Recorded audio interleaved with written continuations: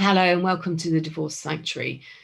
My name's Elizabeth Goddard. I'm author of Finding Lily and the A to Z of emotional abuse. And on this channel, I'll talk about healing from emotional abuse and divorcing from the emotional abuser, both physically and emotionally. Now, at this point, I point out that I do not have any legal qualifications. The majority of the videos that I produce are around the manipulation of an emotional abuser during the divorce process. Healing from the emotional abuser, divorcing from them emotionally is the biggest gift that you are going to give yourself.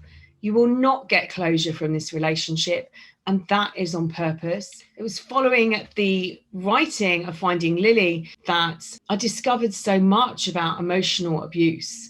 And that's why I went on to write the A to Z. I started recording for YouTube some videos on some of the words that you hear during the process, during that healing process, or trying to understand what's going on, trying to understand whether you are in an abusive relationship. And I put together a series of videos and some artwork to go with it. And the publisher of Finding Lily said to me, I hope this is your next book. And so the A to Z was birthed. Emotional abuse is horrific. Statistics say that about 1% of the population is narcissistic. I'd love for more research to be done on this because I think it's a higher number, and I wouldn't be surprised if it goes up to 20%. The narcissistic spectrum is something that we're all on. The emotional abusers are much higher up, and there are variants of narcissistic abuse. Narcissists, psychopaths and sociopaths can't take responsibility for their actions, so they're not going to get a diagnosis. So in my videos, I talk about emotional abuse, coercive control, and other manipulation tactics,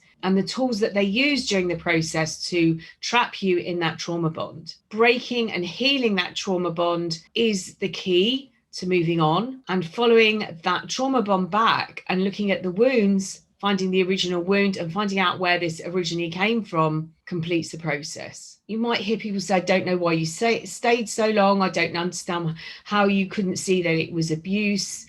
You couldn't see it was abuse because you experienced this in your childhood. So it isn't foreign. If you're fed up of attracting these people into your life, and it doesn't matter on what degree, whether they're romantic relationships, they're in the workplace or family members, if you're ready to let go, to set some really strong boundaries, then please subscribe to the channel and hit that little notification bell, and you'll be notified each time I upload a video. If you're going through divorce, I'll put the links to various different resources in the description box below. Turn Broken into Your Superpower is a workbook that I produced to help you address each area of your life. You've been attacked on every level, emotionally, physically, mentally, spiritually, financially. It's designed to help you look at each area and see what's really, really important. And there's a section towards the back. If you are going through divorce,